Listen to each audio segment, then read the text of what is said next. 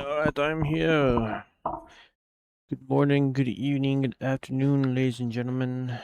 Over some space PvP. I actually don't PvP in the game. It's just because I don't find it fun. But that's just me. I got into the hardcore meta of it at one point, and that's literally killed it for me. I'm gonna go ahead and mute the actual sound off my computer because it's gonna be insanely loud. I don't want to make you guys deaf. That is so loud. There we go.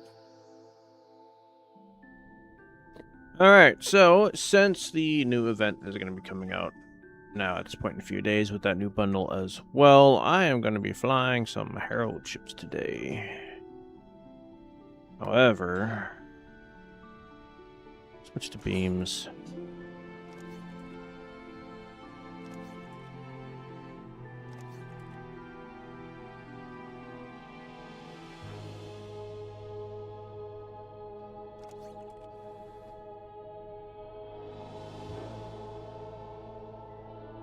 Yeah, it's just awful. And this happened, I want to say, like maybe 3-4 years ago. And I haven't touched it since. Couldn't even tell you how to even do a PvP build, even save my life. And yep, it is Friday. Tomorrow I'm going to be going out to a game shop because it's their 1-year anniversary. And then talk to people about Yu-Gi-Oh stuff because I don't really got the ability to really talk to people about Yu-Gi-Oh. I'm going to be meeting people tomorrow.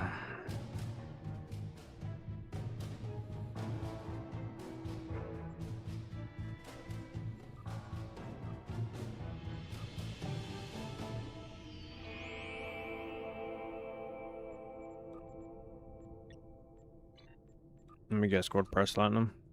Oh, salvage, never mind. That's not what I thought it was going to be.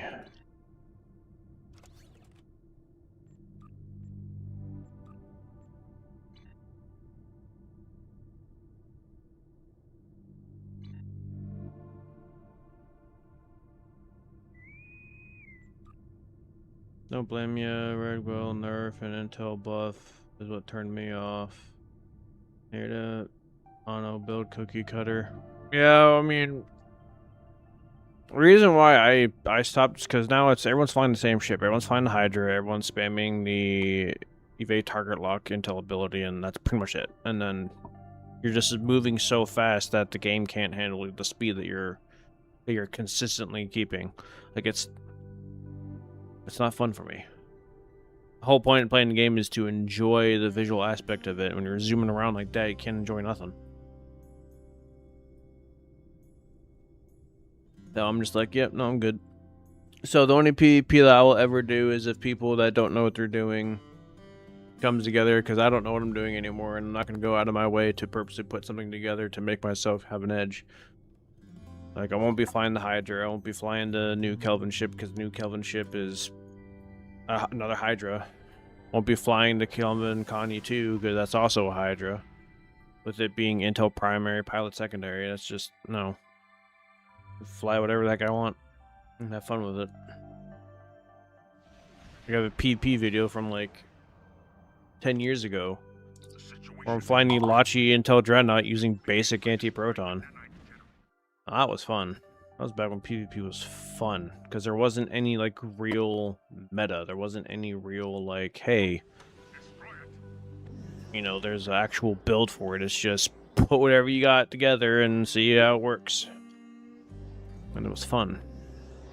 Now, there were some builds that did end up working better than others, but, like, you weren't just going to be going in and getting immediately, like, disintegrated in, like, 2 seconds.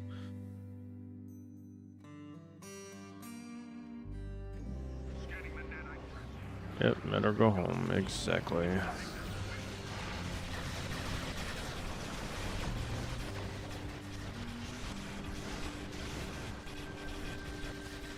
About to say, did my parse not start?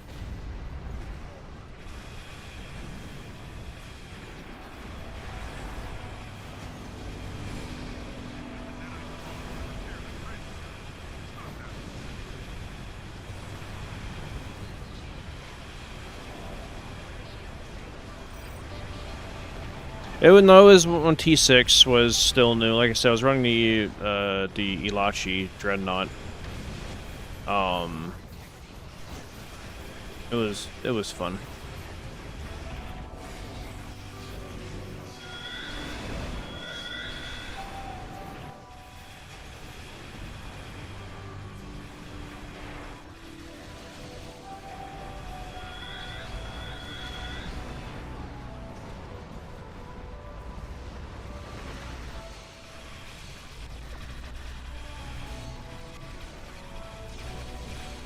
It was before the invincible trait was added to the game.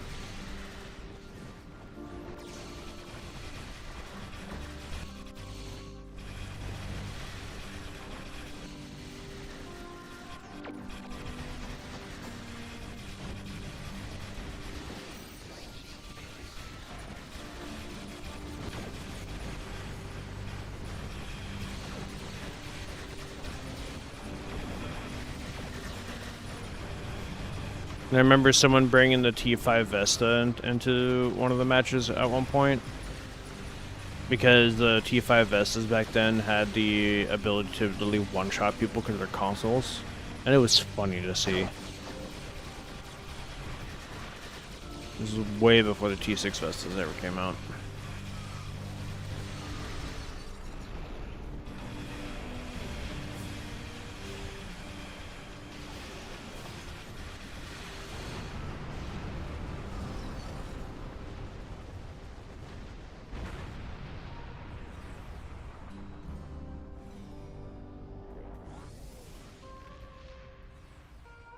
Yeah, no, I PvP'd back in the T5 days too.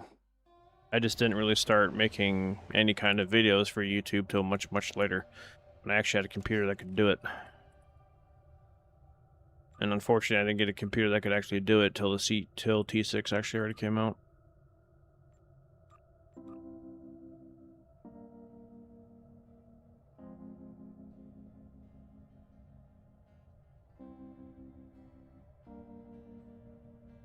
Yep. Unfortunately, I am a tactical, and my science character joined the game late, so I'm not gonna even bother trying. That's another thing, like, it's... You gotta run science. Everybody has to be a science captain. I'm good. Do I really want to take this ship seriously? No. I will take the other ones seriously. Where is the flight deck? Flight deck, where are you?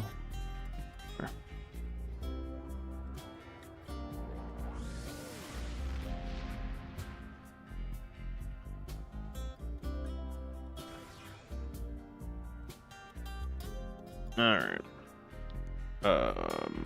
I'm gonna redo all that. Because, wow, I haven't touched a ship in forever. Oh my gosh, it has an old spam bar too. Gross. You need to move. Take off, take off, take off, take off. I might keep that, probably not. Because it just is a whole lot of no. If it makes you feel better, ENG and tax are way better than Psi for ground PvP. Oh, of course.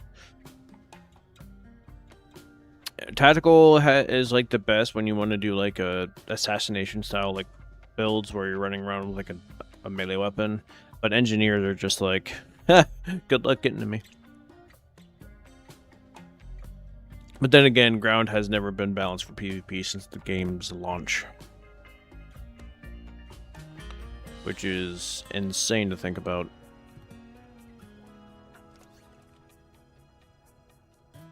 It's been so broken.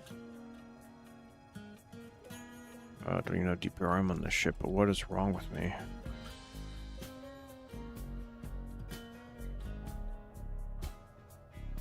No, I think I will take it off, because I want all three of those consoles. Those consoles are just so dang good. Yep, at some point the meta went to Intel and Pilot. Well, it was Intel for a long time because, you know, Exodus, and then that got nerfed and was no longer being used, and then they buffed other abilities with Intel, so then Intel stayed the primary. Well, Intel wasn't really the primary at first, but then it became the primary, and then Pilot was the secondary. And that was like, this is the best, you have to run this, and no joke, if you weren't running it, you were not going to win.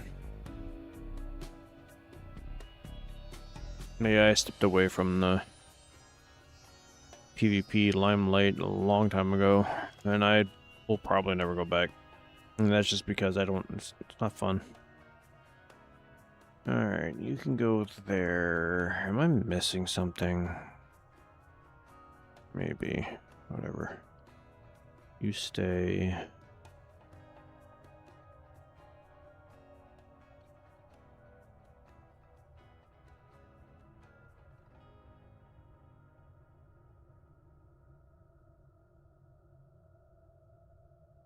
Booty miss.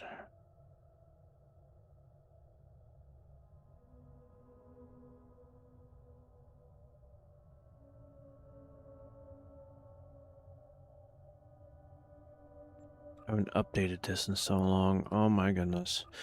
All right. You.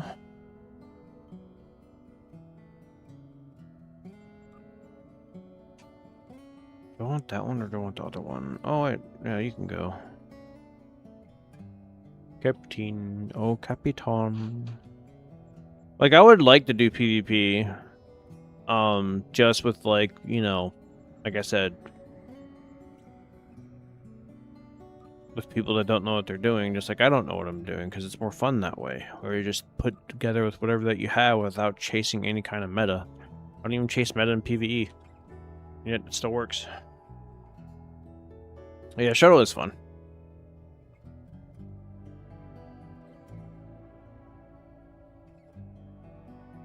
Oh, of course not. Obrigado. No sauce? Huh? Oh, no sauce? Oh. I'm all bad. Couldn't hear you, I'm sorry.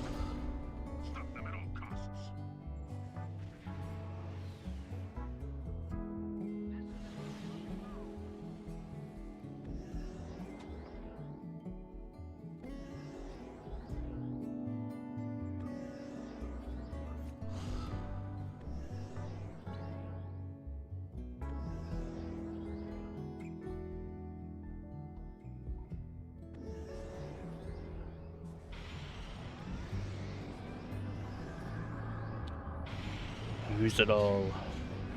Or it'll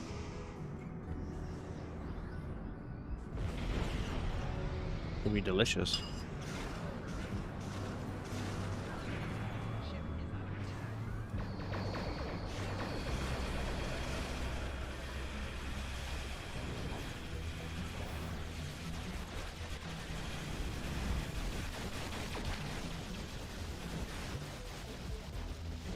Oh, let's see. I don't want to activate my broadside yet.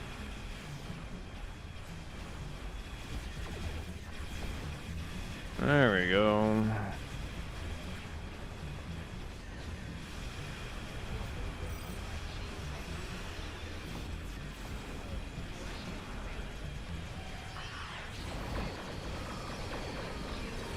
I should probably replace the Phalanx Microtorps with Agony.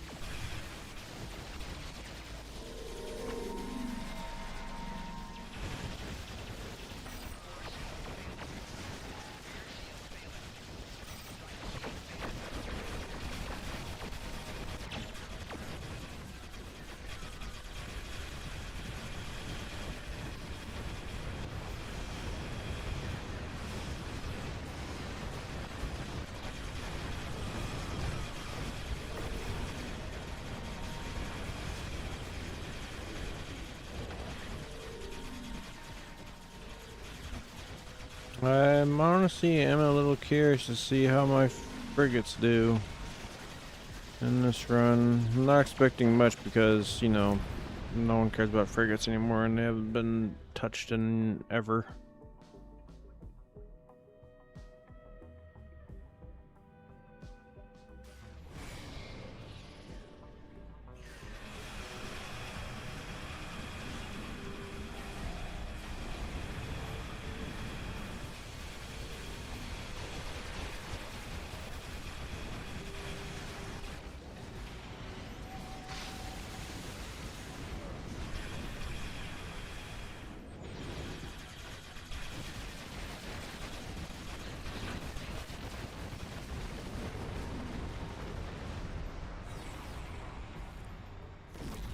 So we're doing elites or more than...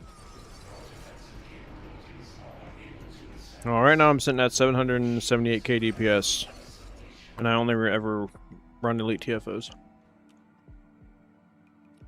Exactly. It's all about... Endgame's always about the Barbie. Only thing that matters.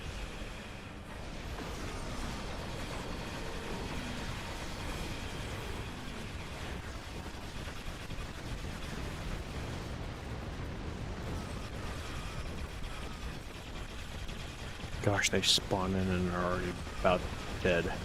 Gosh, I love my builds. My builds are fun.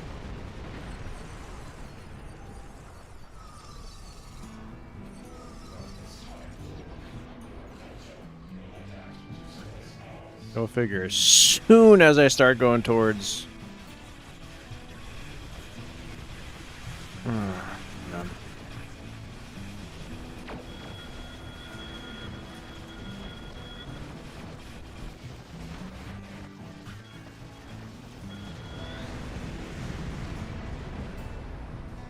I really need to play with the Alliance Juggernaut. That's, like, I haven't touched that yet. But I don't want to touch it because it's not X2'd. Oh, the problems I have.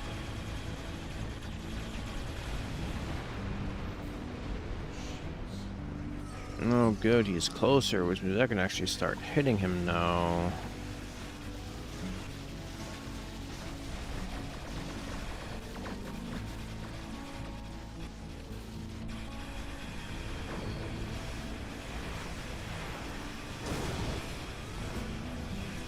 Wait a minute. Oh, have mercy.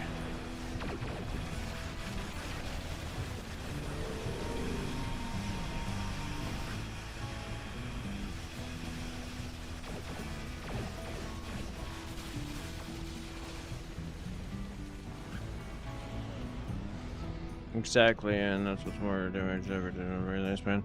I mean, believe it or not, my average in Hive and Infected is at least 1.2, really, when I'm actually, like, using my higher-end builds. But if I'm really going at it, it's like 1.7, 1.8 mil for Hive Elite. Alright, yeah, no, I'm gonna go grab the, Alliance Juggernaut, even though it's not even upgraded.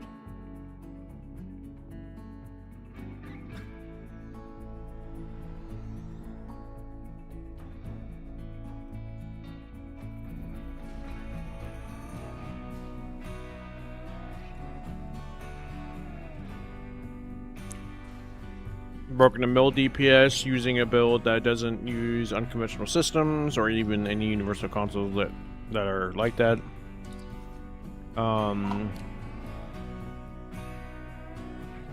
Yeah, I've done it all. Even broken 2 mil. But I don't have a build that can consistently break 2 mil, like some people that I know. What ship should I get rid of for it, is the question, because I need to get rid of something. I can't get rid of you because you're Phoenix, you're also Phoenix, you're Phoenix. Lockbox, lockbox. Lobby, lockbox, lockbox, promo, lockbox, promo, lockbox. Lockbox. I actually can get rid of you because I own you in the Zen store. But you're holding on to things that only you can hold on to. So, I'm not going to do that. And that's actually a solid number. The way that I like to put it is, you, at least out of all the testing that I've done, if you're just going to be spamming elite randoms, the average DPS that you want to be doing in Infected and Hive is anywhere between 350 to 450. If you're already exceeding that, then you are golden. You got nothing to worry about.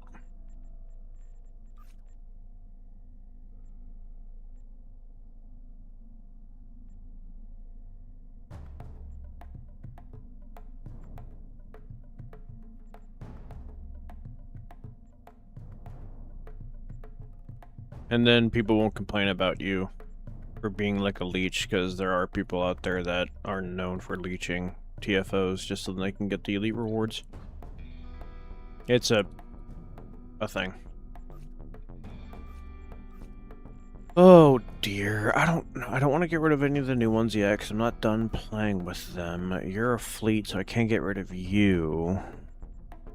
I can't get dry dock you because you're bugged, and if I dry dock you, I'm afraid you're gonna get fixed. Excuse me, I'll get rid of you. My favorite Federation ship is Bridge Seating is awful.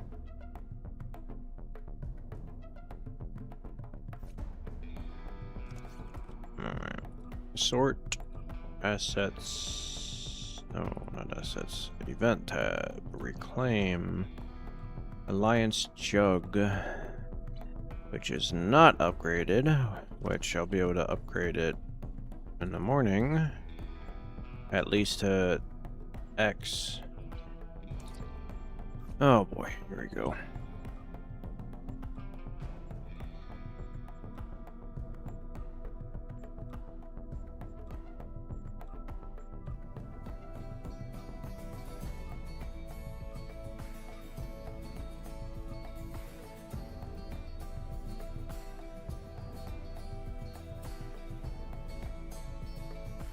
Yeah. Believe it or not, I'm only missing one ship for me to actually be in there with the high-end, like, top-tier meta builds. But yeah, just one.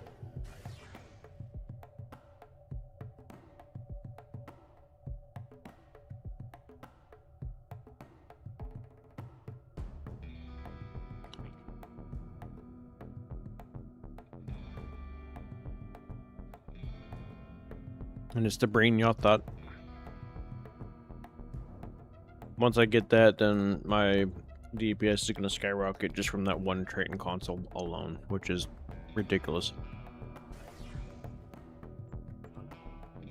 Alrighty.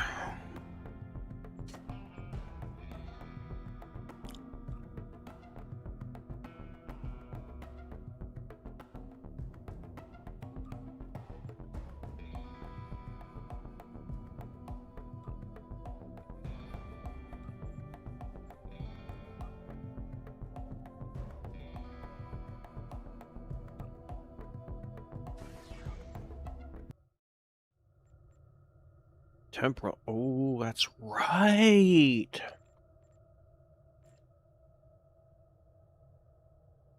I forgot that this was a temporal ship, which means it's a toss-up between what's the best juggernaut, this, the Vodwar, or the Boomerang, as I like to call it.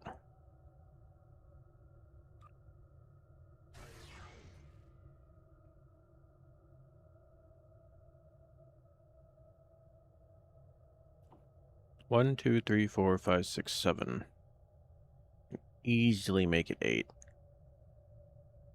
Or not actually. Yeah, I can make it 8 right here.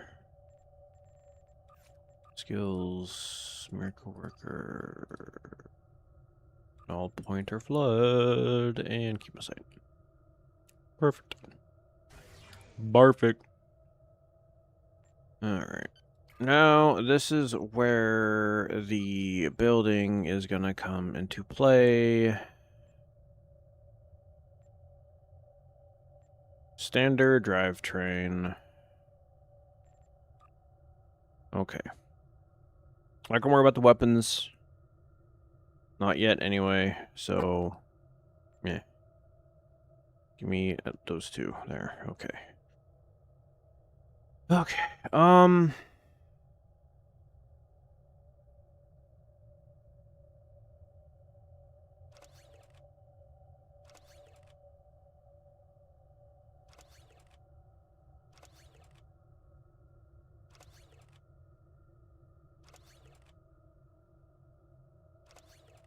Believe it or not, with my setup that I have now, I actually don't need DPRM. I tested it recently. So I'm going to test it again without DPRM and see how far I can go. Where is my broadside?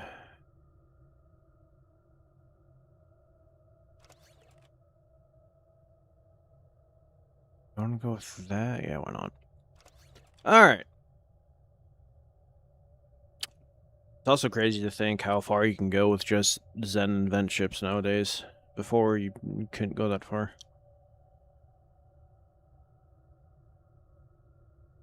I did, okay. Alright, now for the weapons. Actually, I know what I'm gonna do. I'm just gonna go with my Polaron, because I just love my Polaron. Polaron right now is my favorite setup right now, and I just can't help it. I just really like Polaron. Okay, give me that one, and it's primarily because of this weapon set, which I wish that they added the actual, like, that flavor of Polaron to the game. Oh my gosh, if they ever were to, I would be the happiest person in the whole world. Where is my green Omnibeam? Oh, it's my inventory. Okay.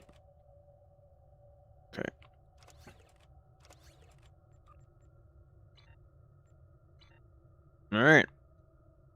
Now I gotta set up my spam bar. Lovely.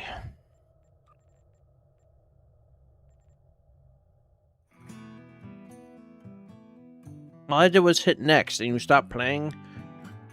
What are you doing, sir?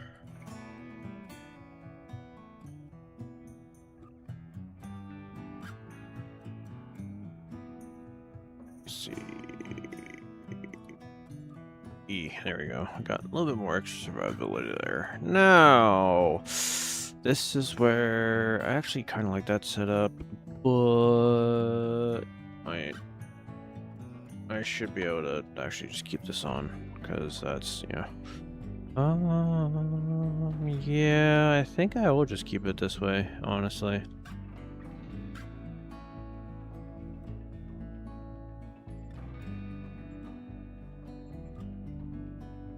Wait, I'm sorry? Why is my base crit 53.8%? It's because of this, isn't it? No, okay, I want to get to 2. Why is it so high?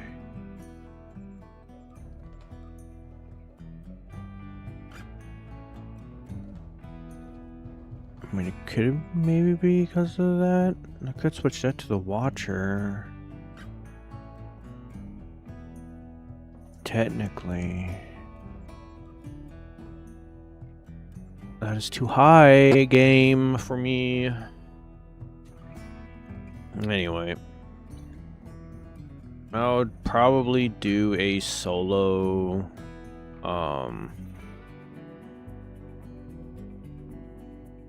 infected run just to see how it goes. And Dan,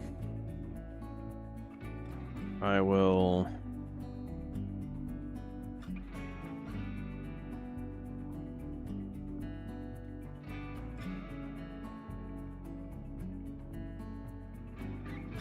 go back to doing randoms. Okay, now this is where the fun begins, cause gosh dang it.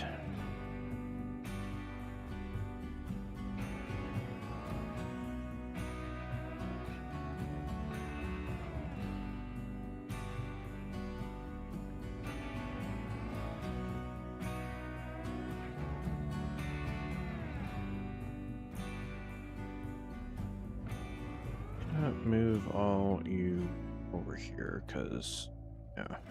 I want you guys to keep randomly appearing back on my bar, like you always do. Not running DPRM, which is gonna be kind of a crutch, honestly. Oh wait, no, there's one console that I absolutely need. It's way more important than where is it? Hold on, what am I doing with my life? Where you at?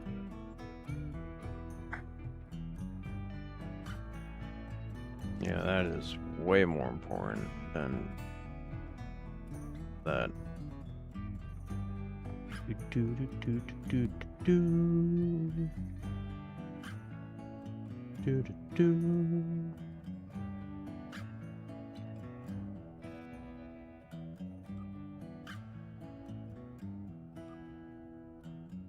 The name's Baros. Alright. I am curious to see what the DPS is going to be like on this ship for sure. Do I think it's going to be like super strong like my other ones? Oh, sure, but it's going to have the same level as my tryhard builds? No. Especially since it's not X2'd. That's the big thing.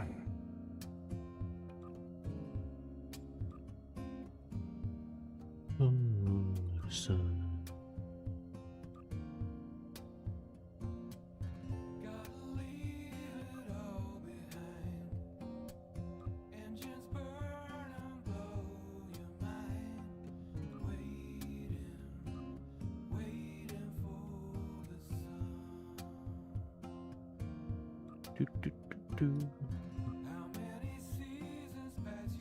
There we go.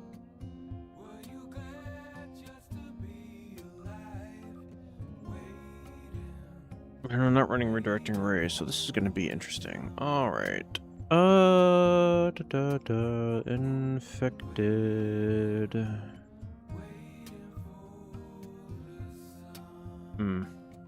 We gotta wait for another minute.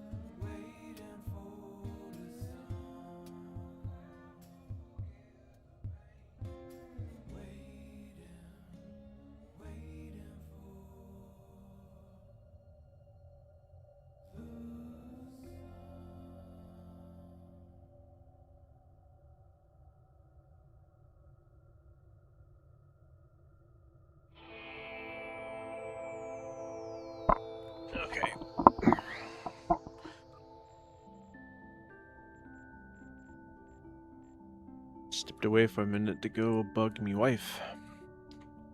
Alright, time for solo run.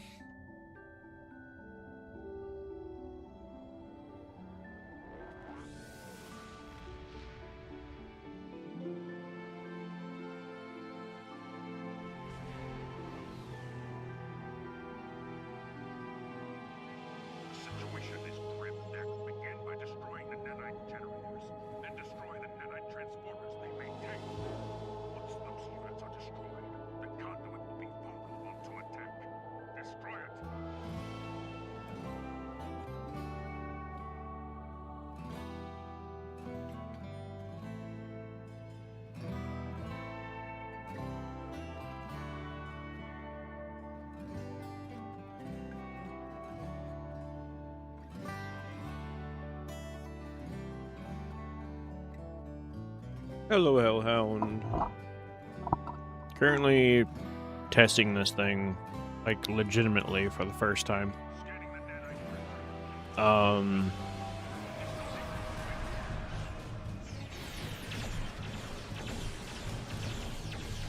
So yeah.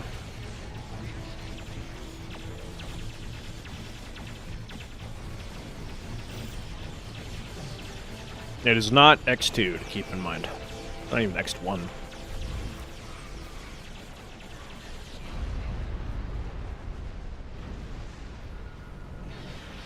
And I am playing dangerously because I am not using DPRM.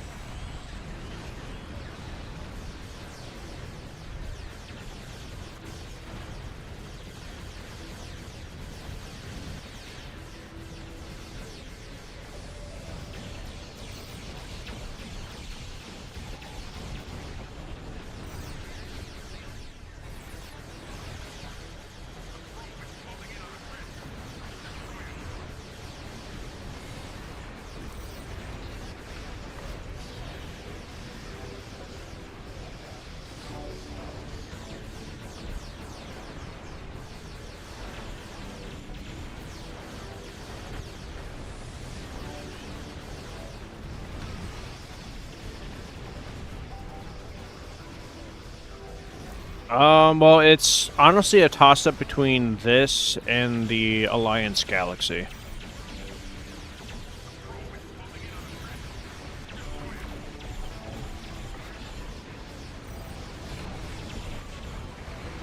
Which, with the event that's currently the Red Alert event, I'll be able to at least get this X1 at least.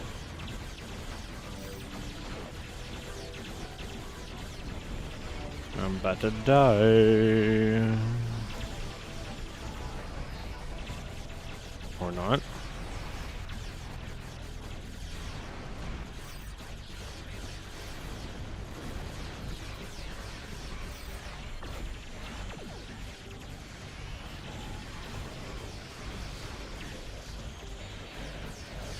Oh, I just killed myself.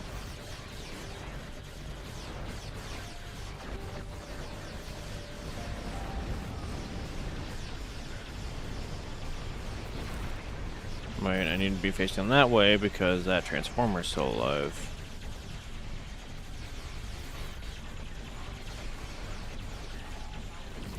Oh yeah, no, there's never is a wrong answer for sure. You are absolutely right on that one. I need healing.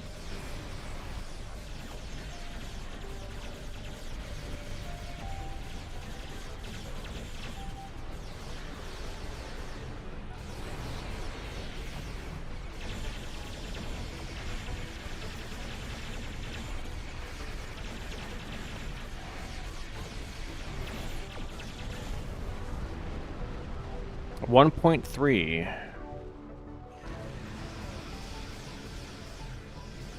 1.3 mil. That's actually really good for that as an X2. Alright, let's go ahead and take a look see at the breakdown, shall we? Alright, max one hit is 1.04 if you are dismissed. Polar on Firewall 3. What's my DPS? Hellbore, Dilithium. And of course, those birds of prey flying around doing stuff is always just so dang funny. What about the...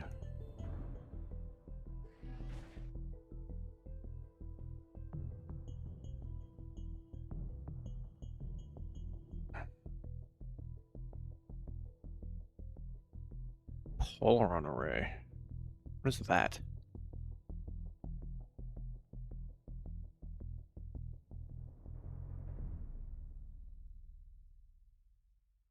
Well, I shot my anti-proton lance twice, which I think is this. No, 3 times, I think.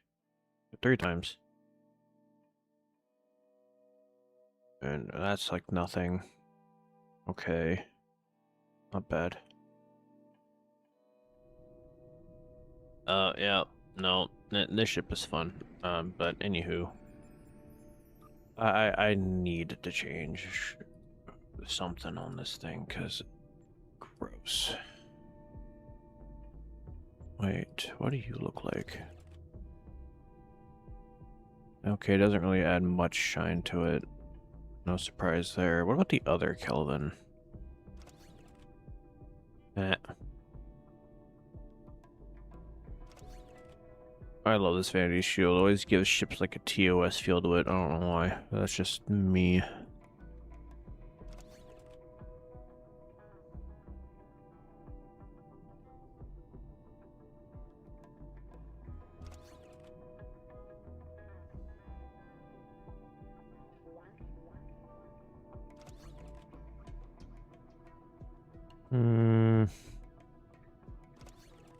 I'll just do this one. You can never go wrong with this one. The black camo style to it is just too nice. I am looking forward to the new vanity sets they're coming out with. And yes, they're vanity sets. There's 2 of them. I cannot wait. We do the red alert tomorrow, get the ship at least upgraded at least once, which will be nice, because then I can add universal designs. Speaking, hold on, there's one. What about my broadside beam support? Did that much DPS? Are you kidding me? Gosh dang it. So yeah, I don't know like what the best Juggernaut is though, because I only have access to this one in the Vaudoir. There is one more Juggernaut that's in the same category in terms of just insaneness because of the like ship itself, and that is the where is it?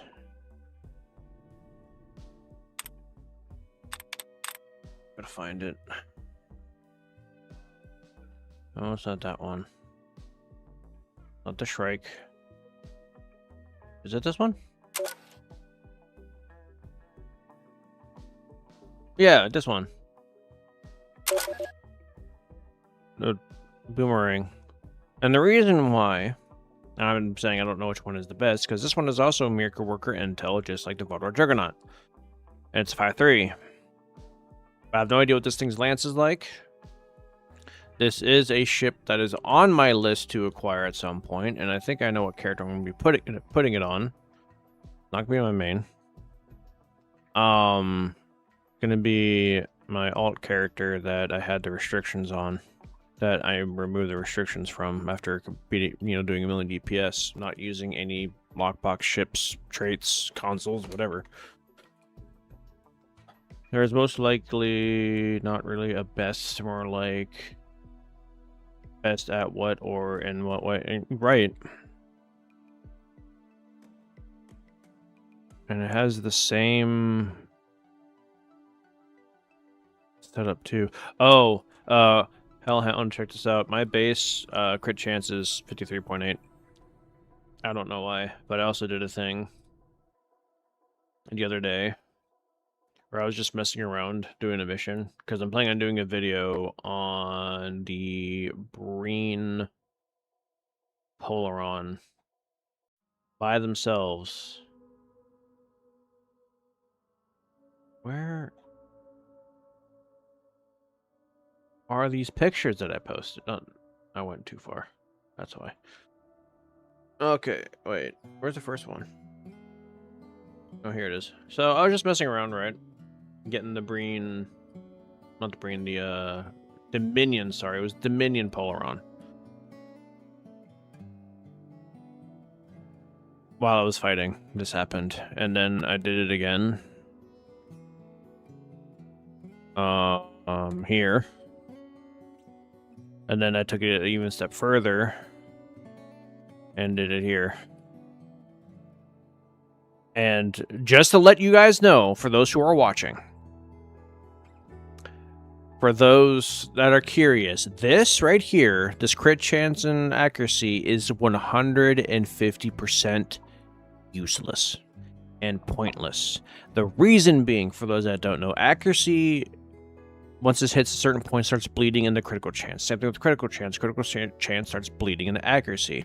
And so if it gets too high, it's literally just feeding each other endlessly, and you're actually not gaining anything. You're not. That's why I have been saying for a long time that 50% crit chance is literally all you need. Like, period. You don't need more than 50%. You really don't.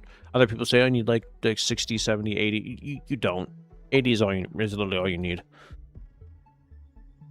I mean, 50%. Sorry. 50% crit chance is literally all you need. Don't need more than 50. I just did that for lulz. So yeah, having over 100% critical chance is hurting you. Having like that much accuracy is also hurting you. So keep that in mind. I only did that as a joke. I wasn't being remotely serious in any way, shape, or form. Yeah, temper is beyond hard. Like it would be like, hey, let me create this gun that shoots a certain round at a certain speed, but then you're like, wait a minute, I can make it faster, and at that point you're just like, okay, you're not doing any more damage than you would before.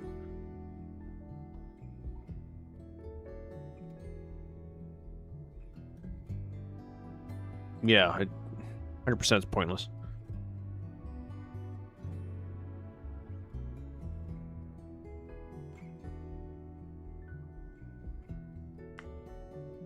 I posted that picture, and one of the guys in Discord was like, I need that build. I'm like, you really don't need that build. That build's like, you're hurting yourself.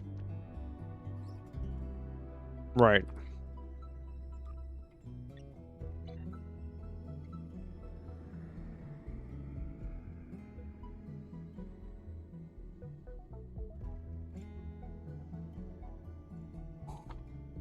Now, I am curious. Because I've broken 2 mil with the Noble. I've broken 2 mil with the Karat. I meant the Karat. The Cavort. Can I break 2 mil in this thing? I mean, the answer is going to be yes. Just copy the build, really, but... I don't know, out of those 3, which one has the highest DPS potential. My mind wants to go to this one because it's a Juggernaut, and Juggernauts are generally the best DPSing ships in the game on average. Not saying that they are. With the Cavort, you have an experimental weapon and a hangar bay, which is insane.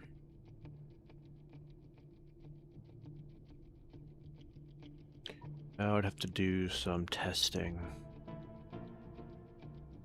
I want to say the Cavort has the highest DPS potential out of these 3 ships. The Noble, well, actually no, I'd have to add the Stronghold in with it too, because that's Miracle Worker Intel 5-3 with a hangar bay. I actually do have that one next to it. Another faction that I absolutely adore.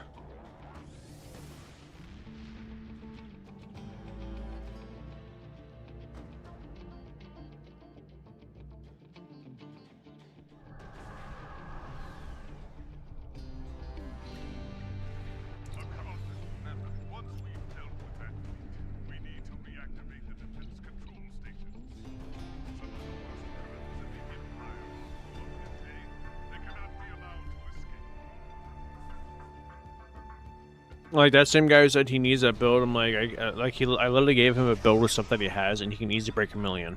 He just has to work on his piloting, but he refuses to finish the build because he's like, oh, I have to complete these my recruits. Why? You're not. There's really nothing from your recruits that you're going to be using. You already have everything. Like, I understand completing your recruits. Yes, I get that part, but you're prioritizing things wrong when you have continuously say all the time, I want to do more DPS. Like, I love this guy, but my gosh, he frustrates me sometimes.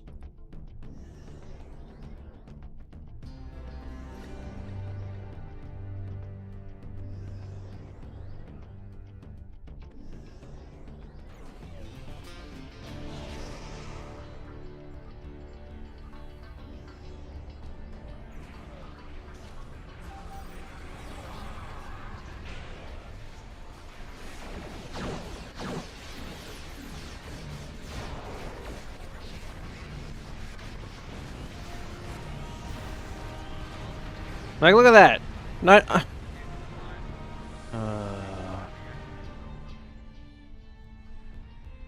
Like, I'm hurting my DPS because of all this crit chance.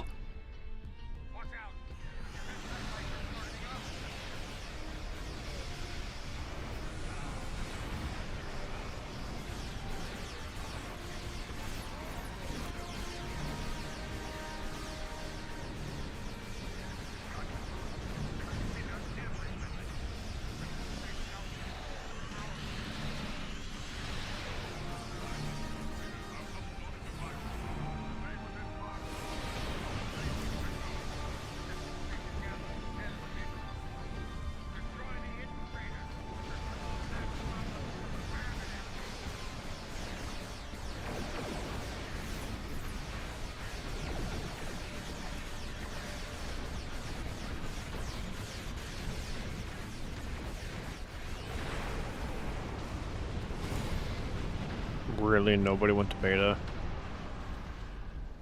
Oh my goodness.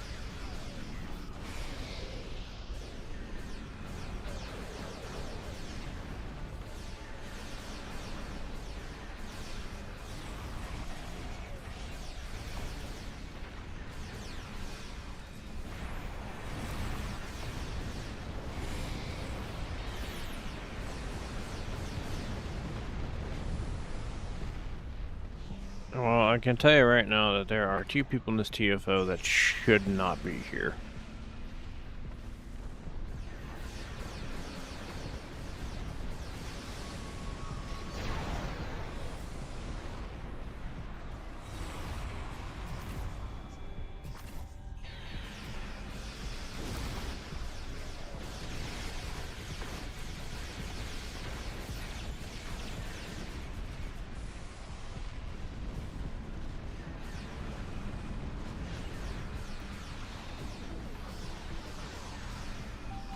Like, I cannot be flying back and forth between 2 stations.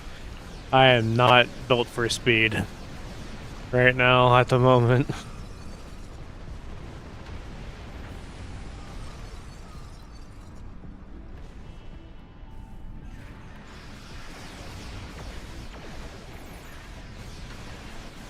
I shouldn't be there, and I know enough not to be. Yeah. Like, I have... Like, every single... Whenever I start a new character, like, I know where their limitations are at. Advanced. At most. They're not going to be elite worthy for a while. So I never put them on elites. Now, some of my characters I do have are space elite worthy, but they're not ground elite worthy. And then some of them are ground elite worthy, just not space elite worthy. because, you know, upgrading and missing personal traits and all starship traits and so on and so forth.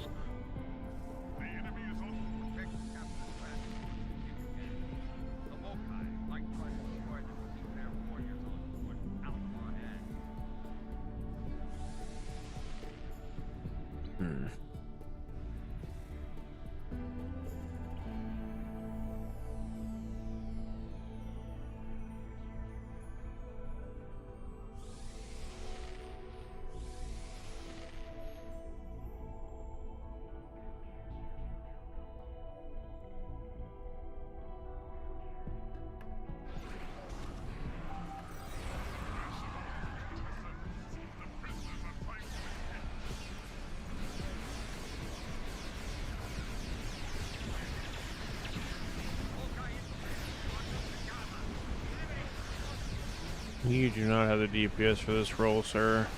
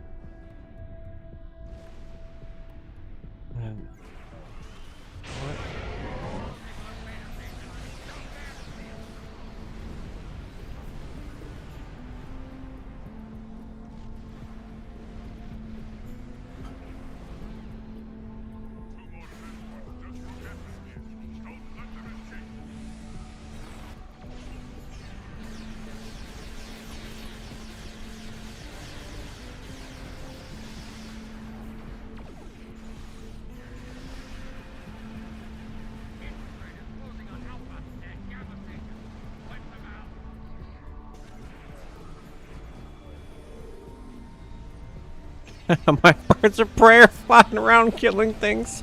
Oh, that console is so good. Man, I love it.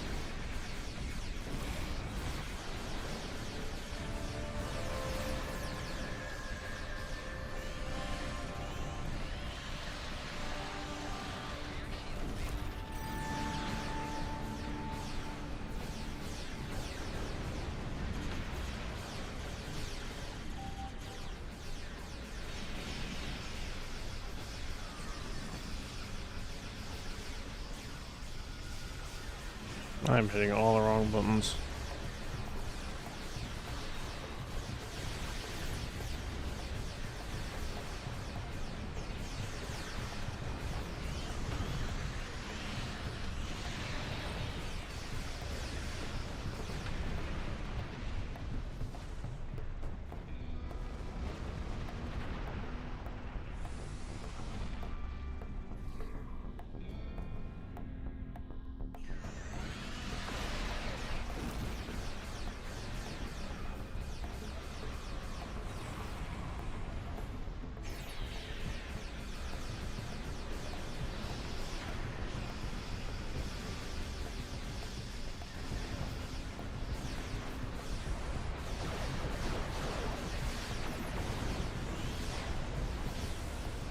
Okay, we somehow managed to stop them from escaping. That's nice.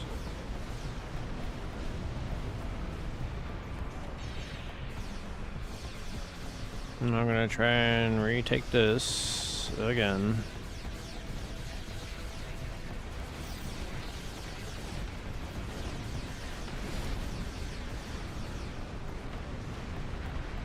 So either you recall I mentioned I had a VA appointment, it was a mental health one within the first 15 minutes. The therapist was in tears from the topics covered. Again, I don't blame them. Right.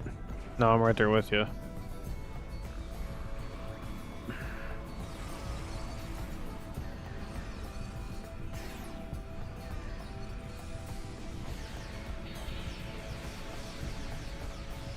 My sister-in-law was saying that she thinks that I should go see one too, but that costs money that I don't have. Did I not capture these? Oops. My bad.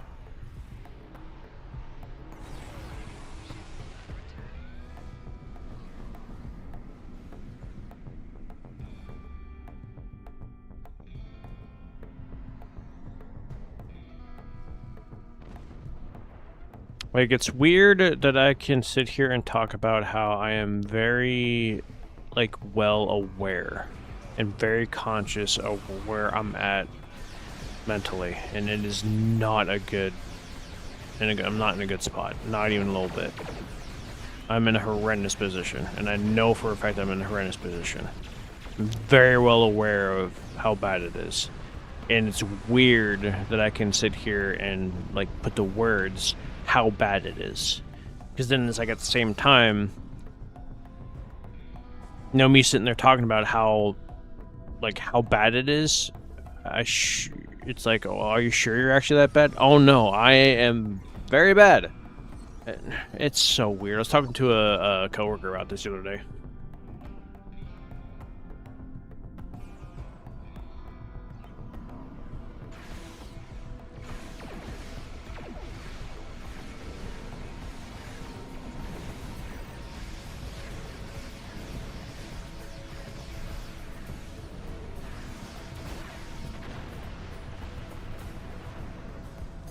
Well, for me, it's not hitting the gym is going to fix my problem. It's not like a I feel bad for myself type of issue. It's I've had nothing but loss after loss after loss lately, and I haven't had time to sit down and actually be able to, like, acknowledge and process all the loss that I've had. Like, in the past 2 years alone, I've lost my grandfather-in-law, then I lost my sister, who was like a second mom to me, in the same year, and then a year later I lost my grandfather on my mom's side, and then not even a year after that my brother passes away. My brother was literally my hero.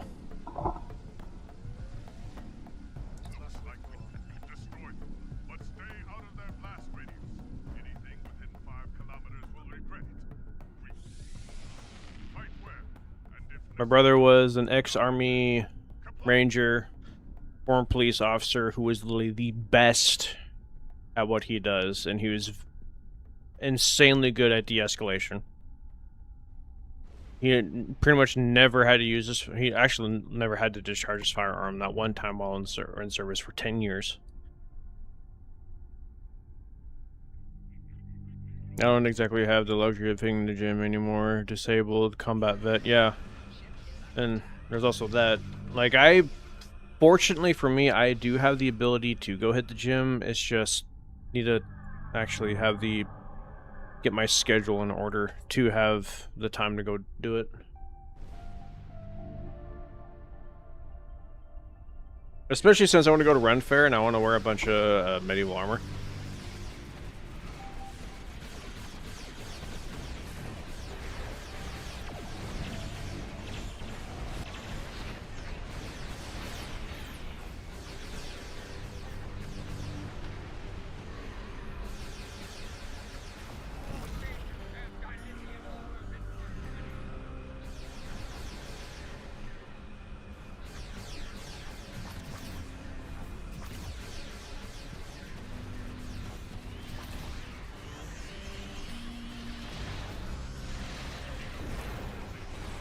Yeah, I just had one loss after another, after another, after another, after another, after another, and I've had zero time to actually sit down and think about it and process it and deal with it, because companies don't care. They only give you 3 days of bereavement.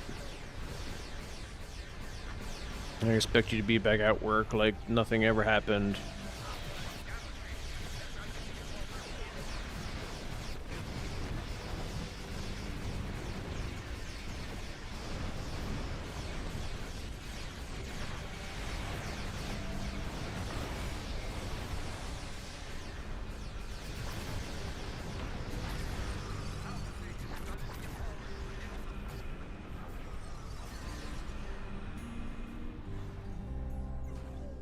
Well, it is good for you, but it's not going to help me process anything when it comes to people that I've lost.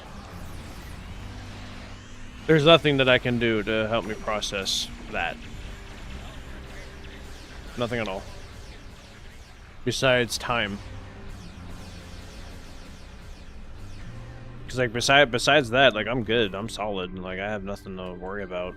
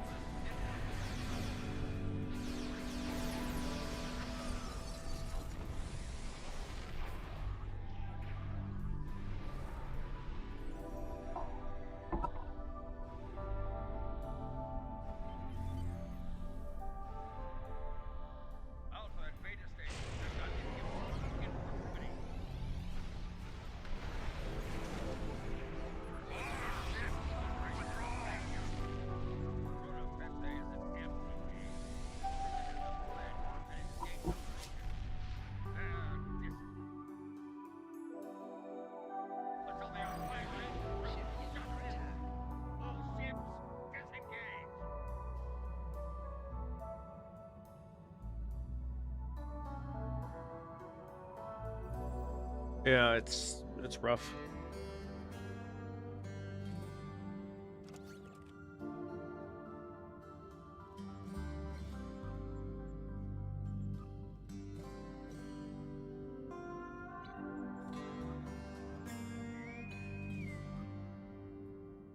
That's on top of living with what I had to do, plus not being able to work anymore. I'd give about anything to have those luxuries of work and working out again. Yep. For sure, I understand.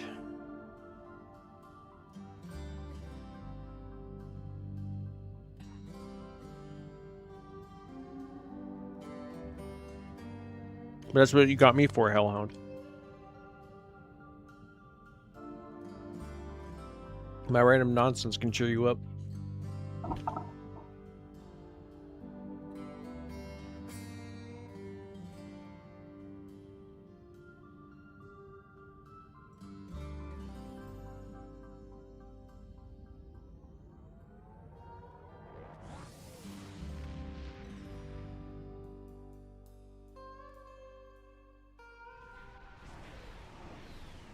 Oh, sweet! I love this TFO.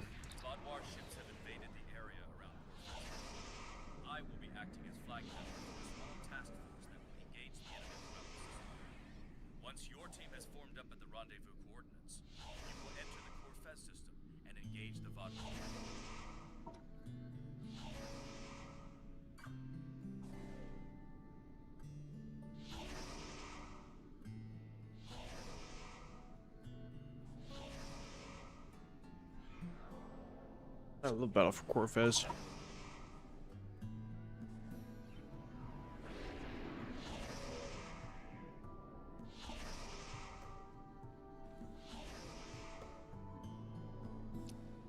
Yeah, I heard that.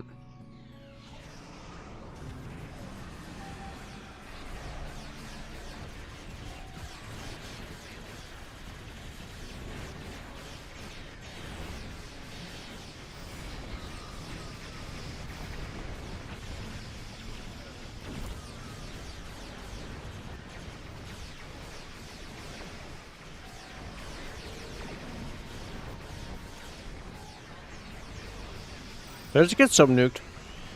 I'm pretty sure I got sub nuked.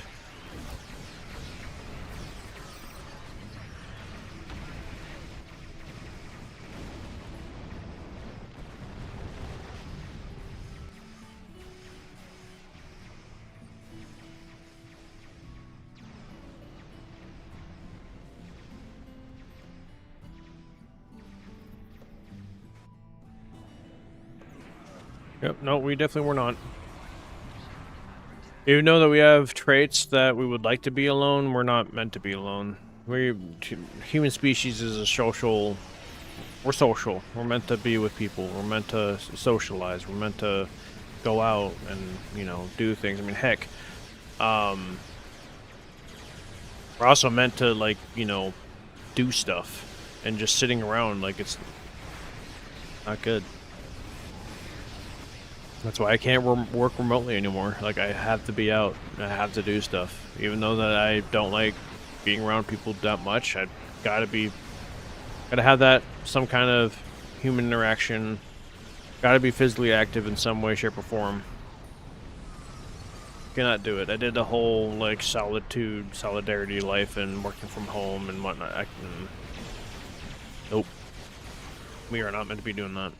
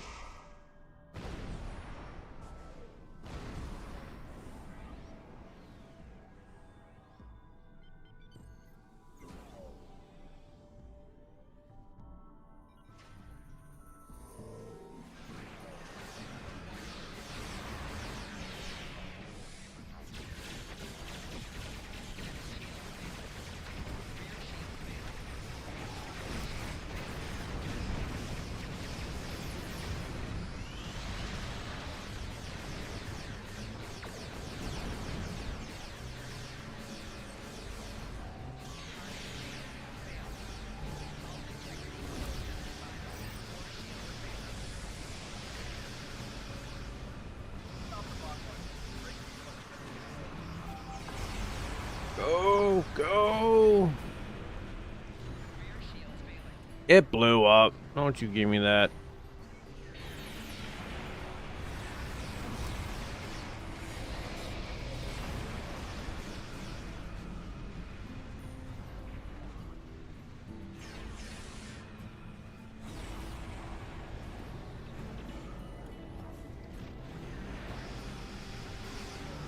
Yep. As long as you can surround yourself with friends and family, you will be golden.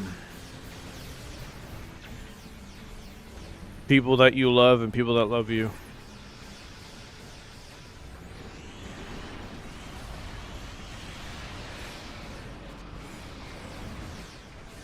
People that are honest and open. Not tell you things that you want to hear.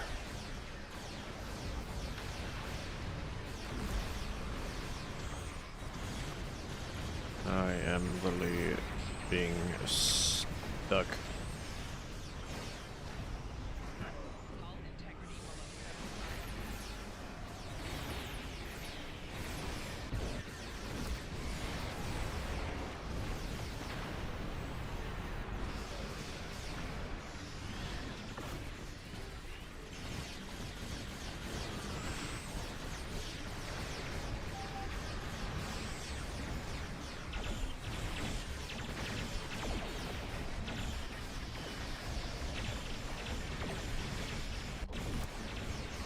Like when I was up in Washington State for my brother's funeral, we had a military service funeral. One of my brother's lieutenants from when he was in the force came up too. They had their own ceremony in Memphis, Tennessee, which is where he passed away. I did get to watch it, and that's when it finally hit me that he was gone.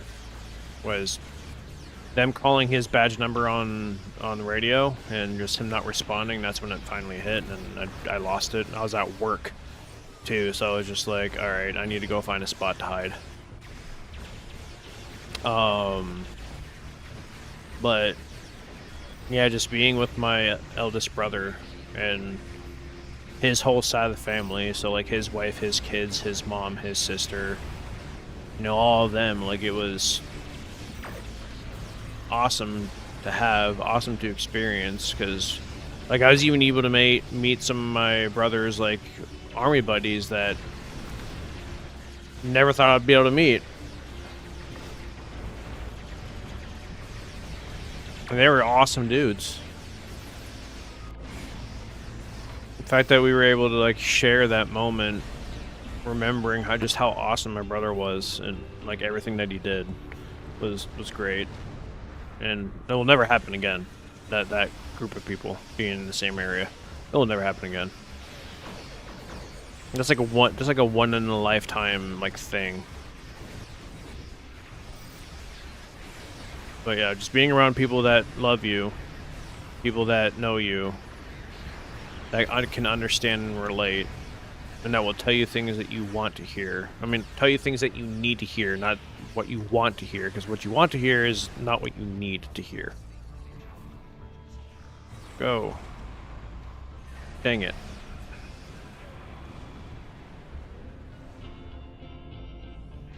Because trust me, there are things that I want to hear all the time, but not the things that I need to hear.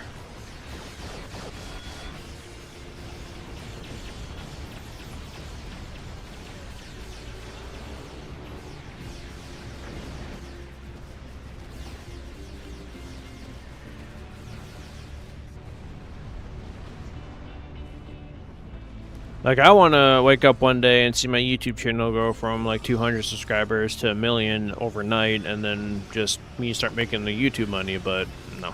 That's not what I need. I don't need that. That's just me being like a selfish, person. But yeah, no. I only do this for fun. I don't care about making money on this.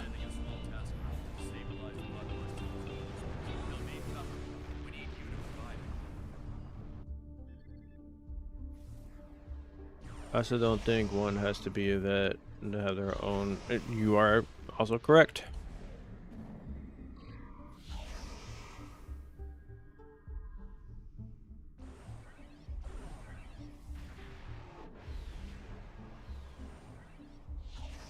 Because, like, you can share similar experiences with people walking completely different lives, like, type of life. The same traumas, the same fears, the same, like, literally everything. It is a thing.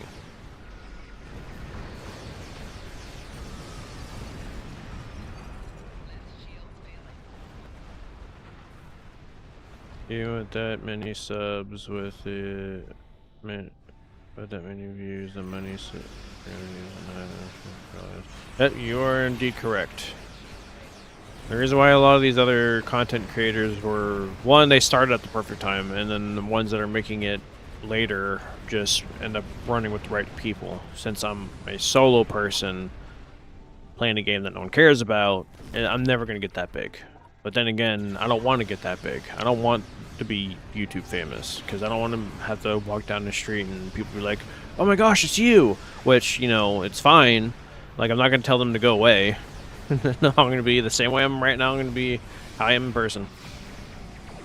I'll shake your hand, give you a hug, sign something if you want me to sign it, whatever. Not going to be worth anything, but yeah, it's just one of those types of things.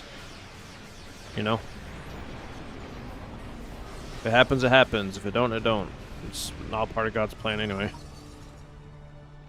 I just want to share my experiences with the game that I absolutely enjoy and be the one voice in life that isn't all negative about this game that I absolutely enjoy, because this game is not bad. This game is great. Dev team is amazing.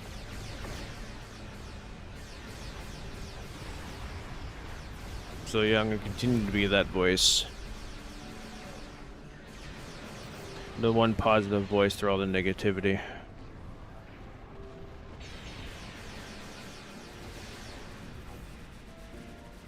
Wait, are we done? Oh, we're done.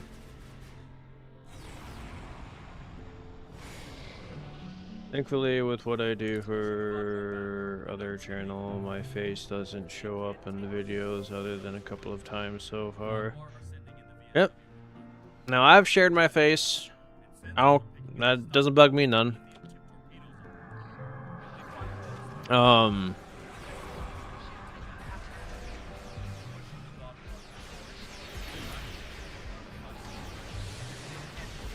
Yeah, I don't mind sharing my face. It doesn't bug me.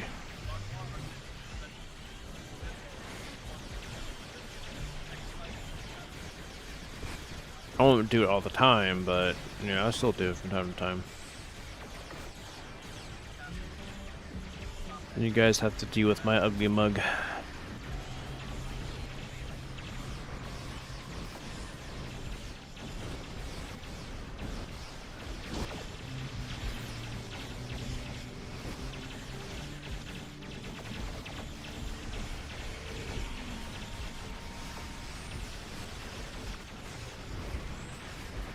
Which I still do plan on continuing that Birth of the Federation campaign. The game is so much fun. Despite the fact that it's insanely old, it is extremely in-depth. Doesn't bother me either, my profile pic is on my account and I'm on right now from 2009, there you go.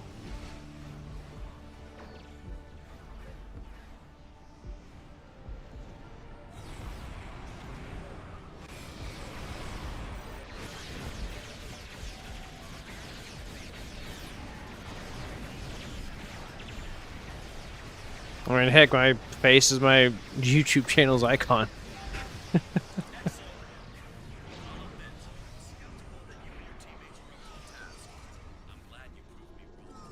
Which someone did kind of turn me into a meme not that long ago. I feel like last year.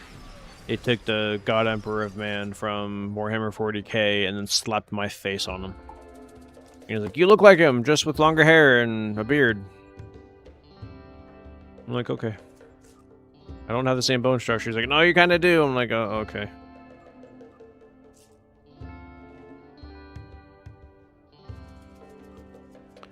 I really do like this ship.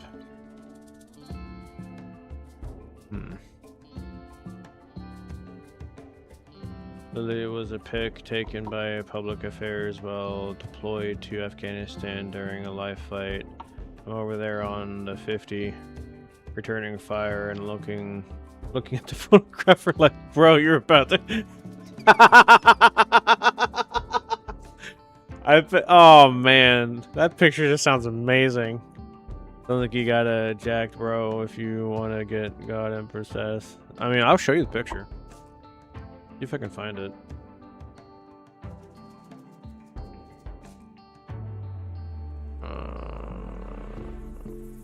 Where? Let me see. Oh gosh, it's right. All the snippets that you take get saved automatically. Oh, this blows.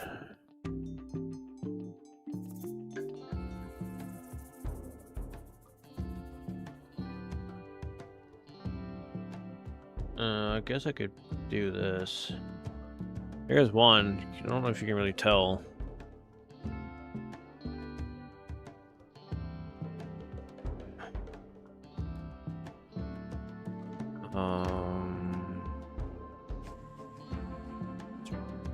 Right. I need to disable it. It's really all of it's gone. Oh gosh, dang it. I'll find it. Bear with me a moment.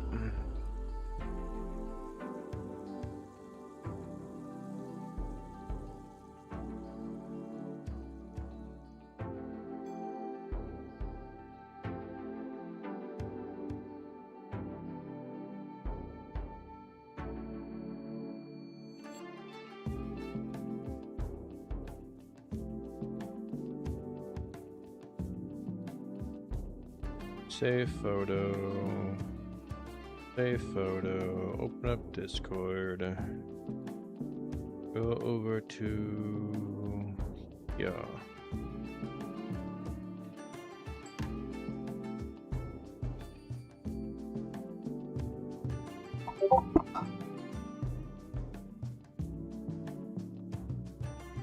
Alright.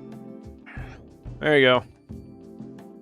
Just had my webcam on at one point, talked to some buddies, and my one friend just took my face and just slapped it on.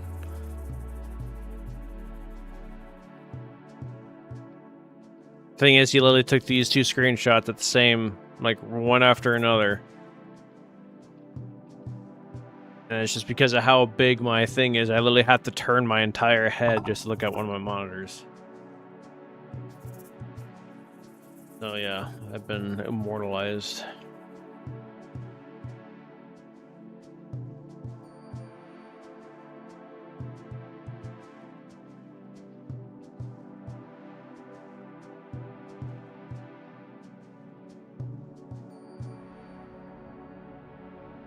The USAF published a pic years ago, but since it's me, I was like, well, no sense of hiding it now. Might as well use it. I mean, I think that the description of that picture alone is amazing. That's just me.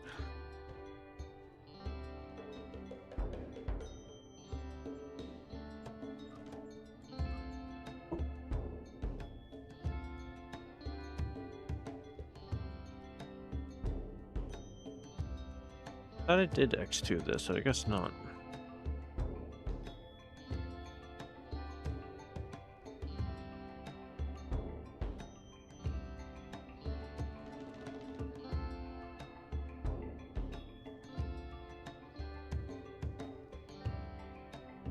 Well, just to remind you all, the new... I don't really remind you, just to update you.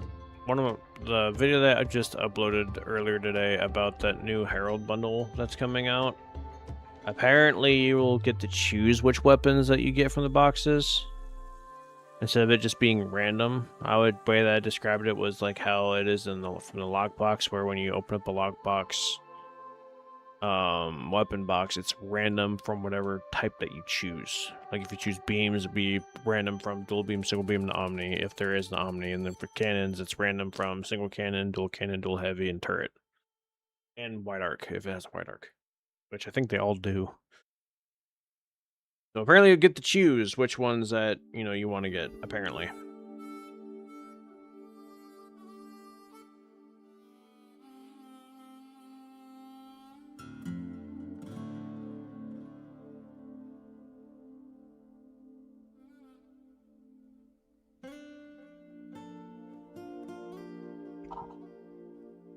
Which, if that's the case, that's just awesome.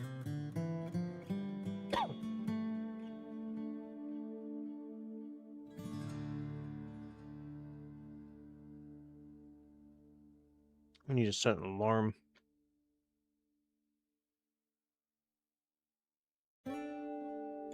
Because if I'm gonna go to that card shop tomorrow for their 1-year anniversary thing, hang out with some people and talk Yu-Gi-Oh! Need to get ready.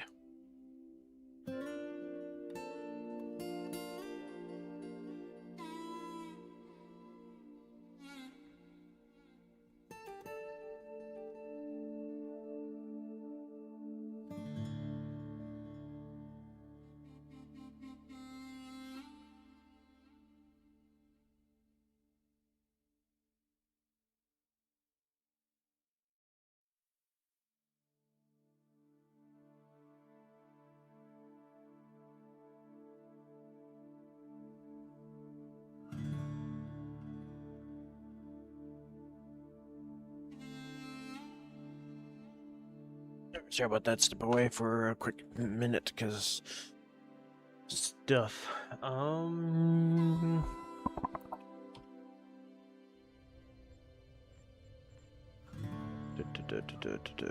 that I actually did really give this thing a try, this thing's amazing. I definitely will X to it at some point.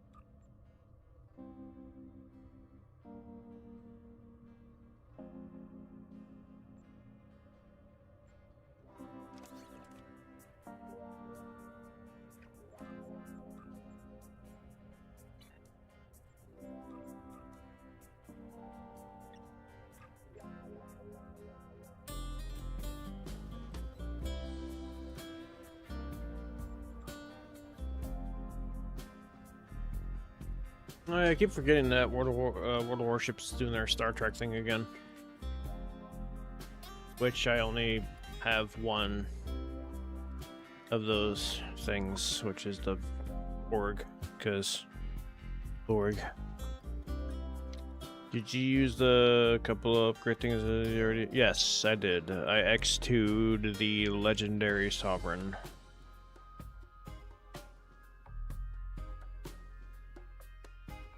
My Legendary Sovereign is already X1, so I was like, wait a minute, I kind of want to X2 that so I can do a proper comparison between the Legendary Sovereign and the Noble. Because I've covered the Noble already. That was actually a huge success on that video. Did I cover the Legendary Sovereign?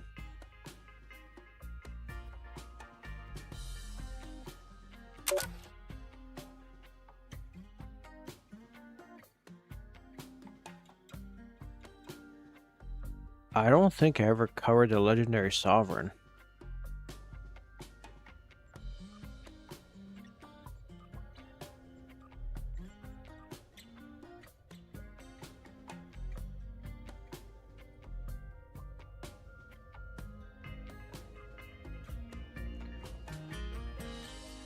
If I never covered Legendary Sovereign, then we need to make a video right now about it.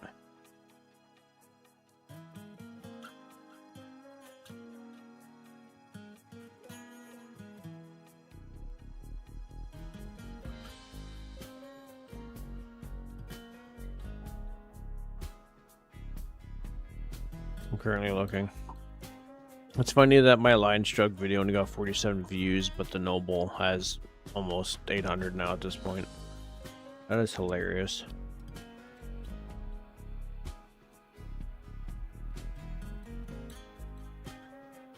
No, I did cover Legendary Sovereign. It was 5 months ago.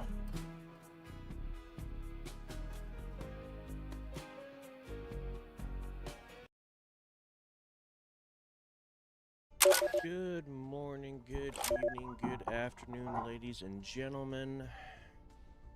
Today, I'm going to talk about the Legendary Sovereign. Now, I'm sure you guys can hear some music in the background. That is because I have Master Duel open, and I'm going to talk about that. So let's go ahead and talk about that first. So, what I want to do with this channel. So that's what my plan is when it comes to my channel. Doing some Star Trek content, doing some Yu-Gi-Oh content, and even maybe That's the occasional other true games. Like I do plan on doing that Star Trek Fleet Command game. I still want to do that too. As well. And there's another game that I have uploaded before that I plan on uploading. Okay, so this is a craptastic video. video. So we're gonna revisit this right now.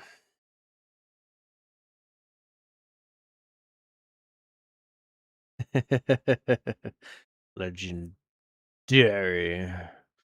All right, I'm gonna start recording in 3, 2, 1. Good morning, good evening, good afternoon, ladies and gentlemen. My name is Mr. Relevant. Welcome back to Mr. Relevant Plays. I am revisiting the legendary Miracle Worker Assault Cruiser, aka the Legendary Sovereign. I know I already covered it before 5-ish months ago. I know it was at least 5 months ago, maybe longer. But yeah, I wanted to recover it again because I'm planning on doing a comparison video between... Actually, no, I'll just do that in this video. Why do it now? But yeah, we're revisiting the Legendary Sovereign since the Noble has been out for a hot minute now. I thought, why not compare the two? I finally got the ship X2'd just for this purpose. Thanks to a regular to the channel, Mr. Hellhound Actual, basically donated me to ship upgrade tokens, and I used it for this purpose. I really need to work on not saying so dang much. So the biggest difference between the Legendary Sovereign and the Noble is obviously the Noble is 5/3 Intel primary with command secondary. The Legendary Sovereign is a 4/4 with Miracle Worker primary and pilot secondary. So either way, your bridge officer seating is going to be amazing no matter which ship you use. Now, the Noble does have an edge because it has, 5 weapons in the front. which is pretty standard for what people want, you know, because everyone's like, oh, meta. But if you are regular to this channel, you already know that I don't really care about the meta. I just do what I want. And 9 times out of 10, it ends up working. I also went and grabbed a bunch of Dominion Polarons, though you didn't have to, or I'll be showcasing these at some point, but we're not showcasing Dominion Polaron. We're talking about the Legendary Sovereign and the Noble. Now, let's go ahead and pull up, which I am not good at.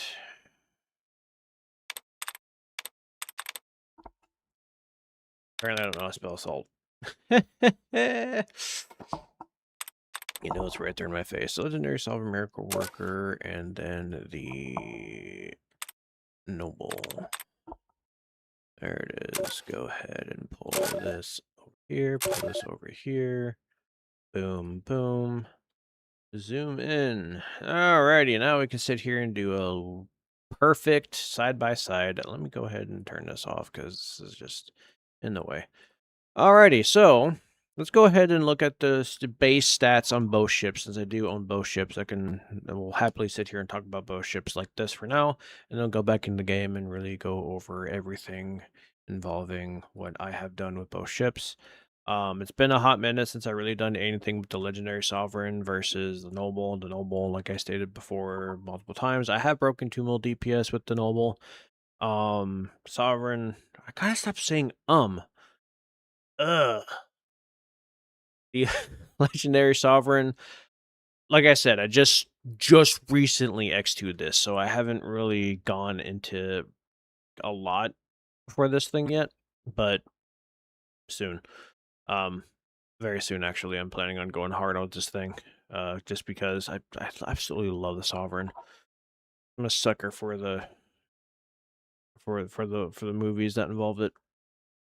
You know, the Enterprise E. Alright, so looking at its base stats, at level 65, the base haul for the Legendary Sovereign is 67,500. The base haul for the Noble is 60,750. So they basically just moved to 0 from like here to here, as you can see. Like it's 675 is still in both.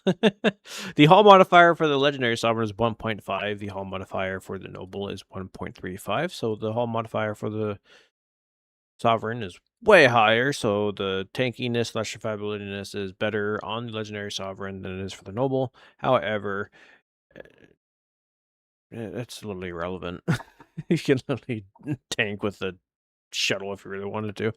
Shield modifier for the Legendary Sovereign is a 1.15, where the shield modifier for the Noble is a 1.1. So it's Noble has a slightly better shield modifier, but we all know that shields literally mean nothing in this game.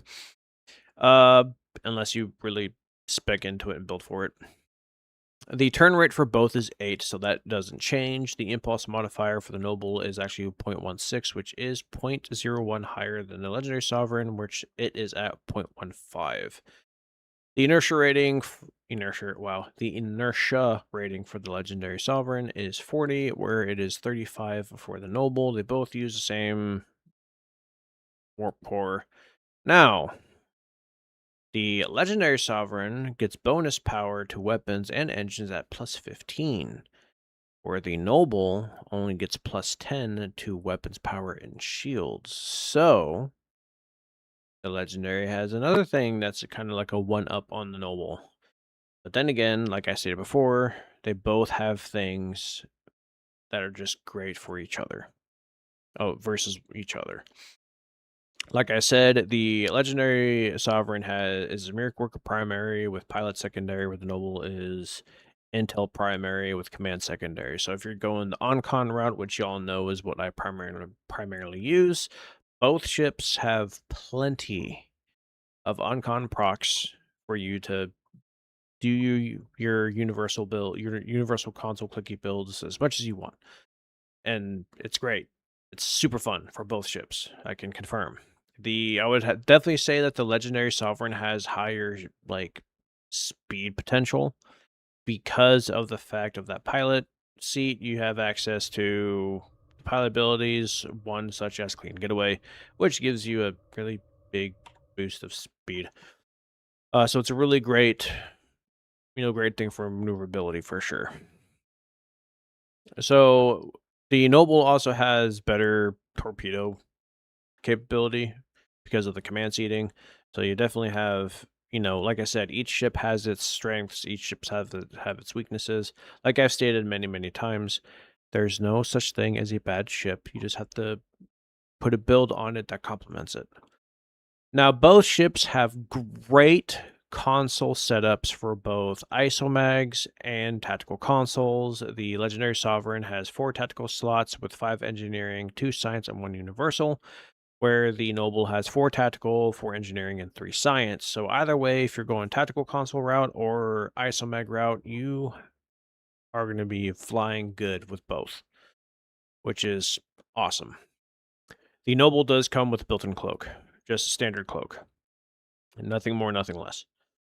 The Legendary Sovereign comes with every single console and every single trait of every single Sovereign that came out before it.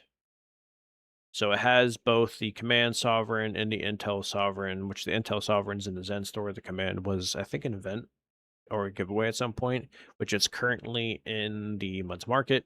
But if you have the Legendary Sovereign, you don't really need to get it. And plus, if I remember correctly, the trait isn't really that. Putting any intel or command bridge officer ability will reduce recharge time of all engineering bridge officer ability. Yeah, it's this one. I mean, it's all right. Like it's not gonna make or break a build, but I need anyway. So like I said, it comes with every single console from every single I think there's the again from every single sovereign that has ever existed prior to the legendary coming out, which was in the 10th anniversary bundle. Now, it will not have the trait, and it will not have the console from the Noble, because the Noble literally came out this year in 2026. This came out 6 years ago. So yeah, they won't be connected in any way, in terms of, like, that. All the consoles that are pretty much from the ship are just... yeah. Yeah. Just, yeah. That's like, that's, yeah. They are not really that good, honestly. But yeah, it's. I mean, this one isn't terrible because you become immune to all all energy damage for 10 seconds, and then you also minus 50% all energy damage for 10 seconds. So it's a good tanking, taunting thing. You're just cutting your damage in half, which is a problem. Then after 10 seconds, you gain stealth. You cannot be targeted. No collisions for 5 seconds. Cannot launch hanger pets for 5 seconds. Weapons are offline for 5 seconds, but you're also immune to damage, all damage for 5 seconds. So you're literally hurting your damage using this console. But there is at least, it's another, oh crap, I'm about to die, console. And then there's also this one, which, yeah, not even worth really talking about, honestly. Like I said, the Riker maneuver and the launch Metreon gas warhead, both of them are extremely old consoles. Hence why no one uses them, no one talks about them, and they don't really do much of anything that's worth anything. But even that being said, I still absolutely love the Legendary Sovereign. Now, of course, Legendary Sovereign does actually have its own unique look, even though it is mostly just the regular Sovereign, and most people won't really notice. But the normal Sovereign isn't actually this dark, and the pylons are not as thick, like right here, and there's also some other like small details in the saucer and neck that the regular Sovereign doesn't have. But I do have to say that the design of the Noble is just so good. Like, look at that, so beautiful. Here I am saying again. So let's go ahead and move over to the Noble and talk about the things that comes off it. Now, the Noble's console, Destruction Sequence Alpha 1.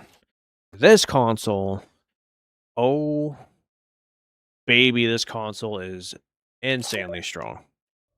And yes, the console does have a. You literally are committing yourself to literally blow yourself up. After 30 seconds, your ship will be reduced to 0, and your warp core deals 500% more damage to 500% more damage than usual to foes. There is workarounds when it comes to this negative effect. I've already tested it. Now, granted, I haven't tested it since those days, so it's possible that they change it to where no matter what you die. But as far as I'm aware, as long as you run Invincible from the Zal Heavy battle cruiser from the Lobby store, you will not die when you activate this console. Another thing about this console that is just insanely good.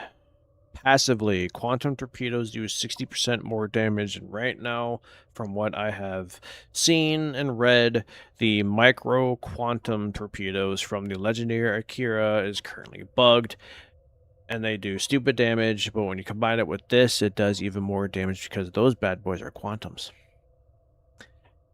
I'm saying again, my goodness. And also the clicky itself just plus 50% bonus damage, minus 15% weapon power cost, 5% critical chance with weapons, 15 critical severity with weapons, and 15% fire cycle haste. Like, that's a really strong buff.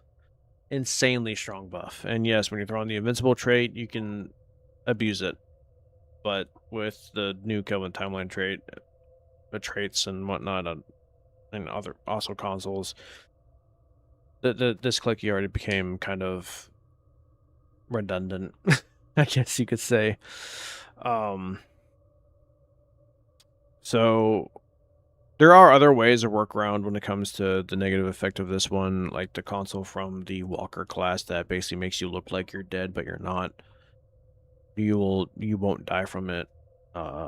Also, if you grab the console from the Voth Stronghold event ship from last year, if the moment you die, you just activate that, and you're back to being alive. So, like, there's plenty of things that you can do to help with that negative effect. But even with that being said, console insanely strong if you know how to beat it. Now, the trait from the Noble. One of the best traits in the game. It gives people the ability to do an uncon build without actually utilizing universal designs. I plan on doing a video where I am literally just using this for my uncon build. Just the trait to hell with orders. I have 2 traits in mind that I'll be running with it. One of them is All Hands on Deck, which comes off of the Command battlecruiser on the Zen store. Doesn't matter which version you get, Klingon, Romulan, or Federation, so the same trait combined with this. And there's another trait that I have had for a long time that I didn't realize it did what it did. And that trait basically does the same thing with Captain recharge times, just like All Hands on Deck, and that is every single time you launch hangar pets, reduce recharge time on Captain abilities. So I will basically be doing it on a ship that has hangar bays with pets that die a lot, so then it keeps going off. So I'm gonna really test to see like which combination is better. Just because why not? I'm bored. I just want to test things. That's what I like to do. So with All Hands on Deck, like I said, it gives you the ability to have uncon without actually using universal consoles, which is really, really, really good. It's all based on your captain abilities. And let's face it, spam bars are pretty much using all the captain abilities anyway, so you might as well. So yeah, I'll be doing something with that here soon.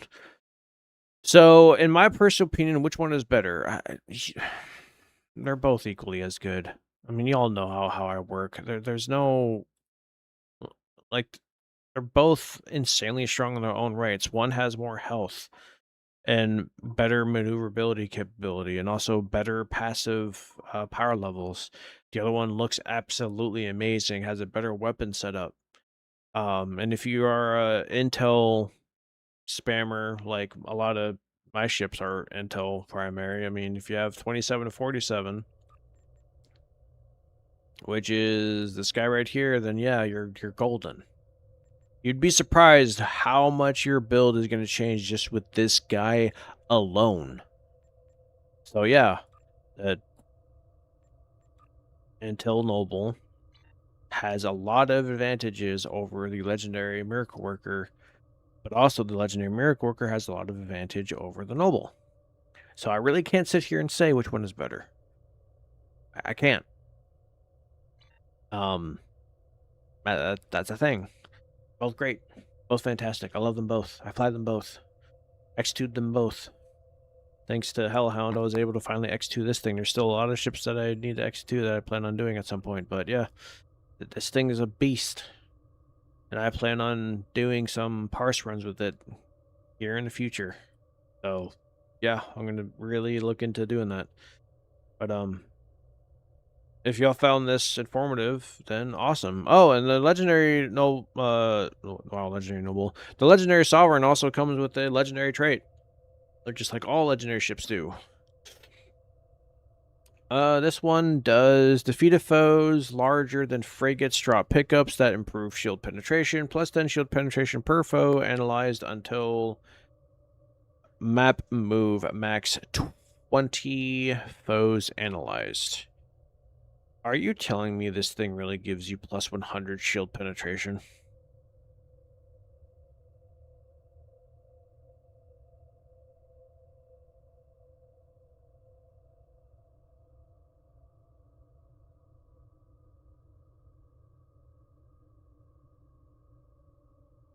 Okay. No. Sorry, not 100. I think that's 200. Bruh. Okay. That trade actually might be really good. But anywho, with the like I said, with the legendary, you get three traits. One legendary. Once you unlock the legendary, it's unlocked on your entire account. But yeah, now I'll be doing a parse run. What I actually plan on doing is running the same build on this and the noble. The same exact build, console for console, weapon for weapon. Granted, this has one extra console slot where the noble does not. And there's also one more thing I want to see.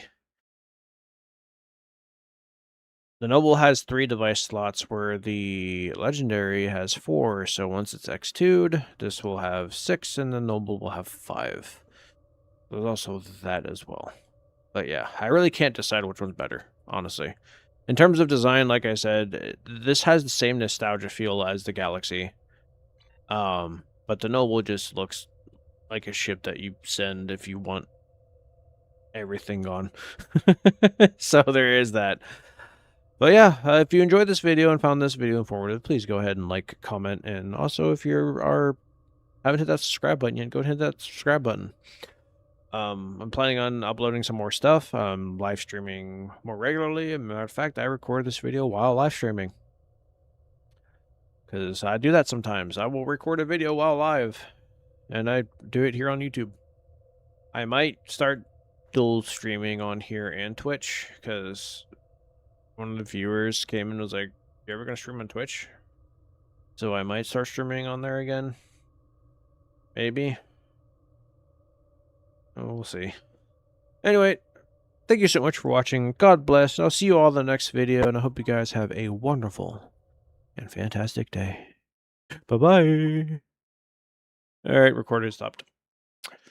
Now, do I just use my standard Star Trek Online? Or do I make just a quick picture utilizing both of these pictures?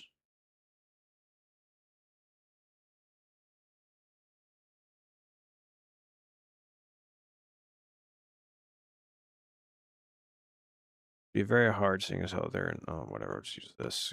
Copy image. Oh, wait, no, I can't copy image because I have to upload. the footage first. Show recordings. Boom. Copy image. Boom.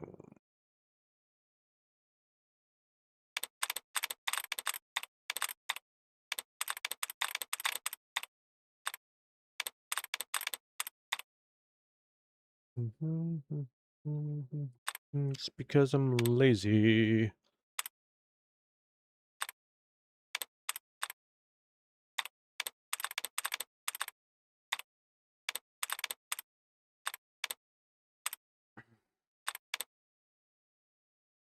Oh, next. Oh, yeah.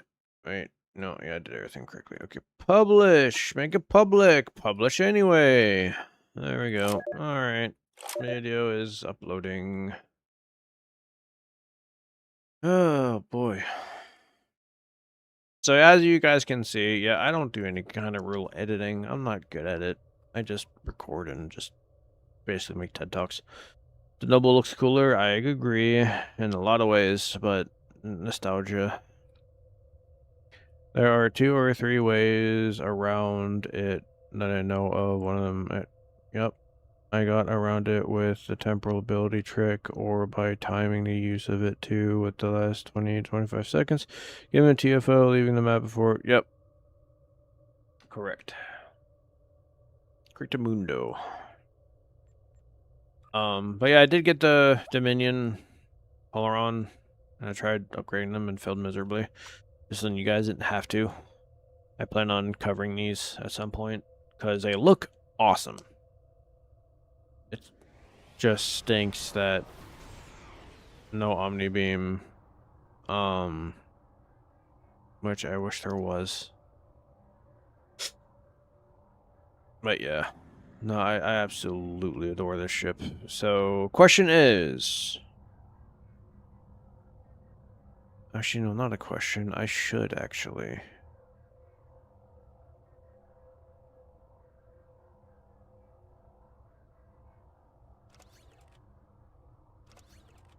Narrow, narrow. Terran. Obliviating. Obliviating. Obliviating. And Gamma. Phaser. Yeah. Loadouts. Save 2. Loadout 1. Rename it to Phaser. There we go. My voice is starting to do the whole I'm tired. Go get some sleep. Sure. Let's go ahead and test this bad boy. So this is my actual go-to phaser setup, and this is literally what I use. 3 Obliviatings, 2 Narrows, and then the Terran Task Force, and that is still a toss-up between the Advanced Inhibiting Phaser or the Trilithium mission Omni-Beam. One of the reasons why I go with the Inhibiting is because of the 2% bonus all damage ship-wide. So that's 2 weapons that's doing it. But yeah, that's my go-to phaser setup. Just the Omni-Beam is really optional on which one you want to run. We have 20 people watching. Why are y'all quiet? Yeah, I'm calling you all out. What's up? Think I can't see the numbers? I see the numbers. I see everything. I'm always watching, Wazowski. Why doesn't my... Why? I wasn't even watching YouTube Shorts on my phone. Just... Again? I'm not on YouTube Shorts.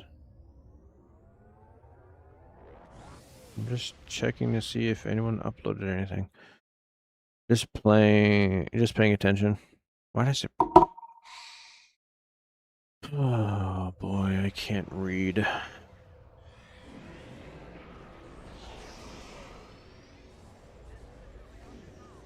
This is the Kobayashi Maru. I love that carrier. That's another ship that I want to X2. Was it for the Kelvin carrier, I'd probably make that my main carrier.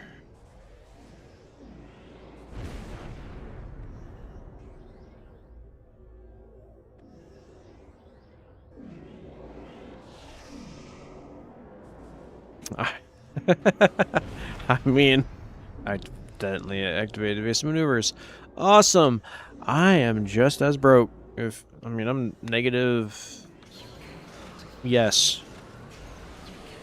I am negative. Yes.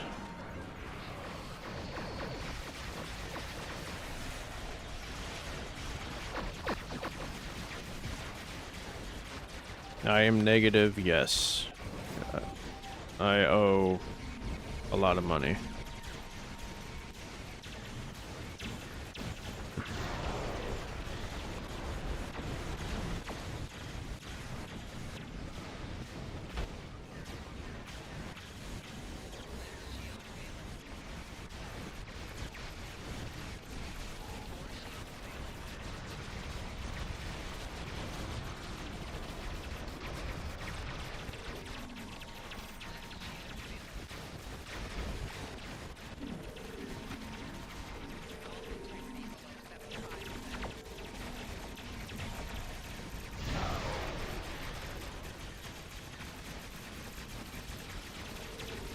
This run feels weird.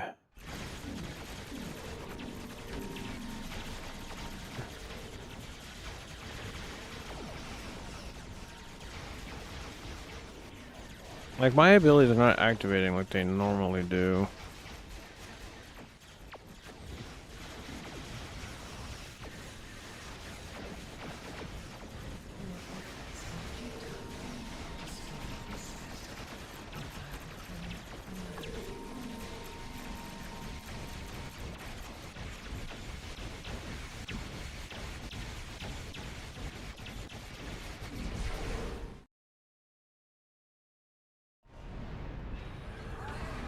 It's expensive to pay attention when, yeah, I really just read that.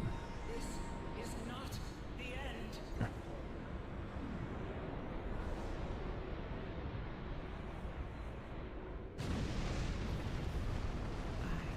Yeah, I'm just going to have to do a infected soul run to test it, and then copy the same build, put it on my noble, and then do it again. And to really get a feel. Oh, the one thing I didn't talk about on the video is the mastery! Gosh dang it.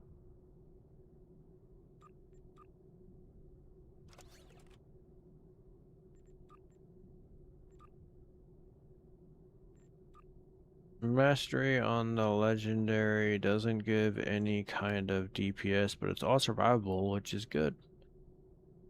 Staying alive is fantastic. Yep. For the noble...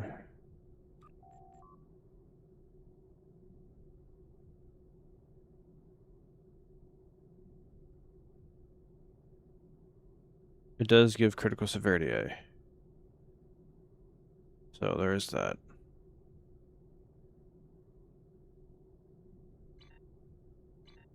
Yeah, I'll definitely do some testing tomorrow, maybe. And then I'll record my findings. But I am going to go to bed because, like I said, I got a thing in the morning. Go hang out with some people and talk Yu-Gi-Oh! Hope you guys have a great night. Thank you for watching and joining in. If you are a regular, thank you for coming back. If you are new, hit that subscribe button. I think outside the box. I think I play differently than a lot of other, big people do. But yeah, thank you so much for watching again. God bless. I'll see you all maybe tomorrow or Sunday. One of the two. Because like I said, I do want to stream more regularly and continue to upload stuff. And I'll see y'all later. Bye-bye.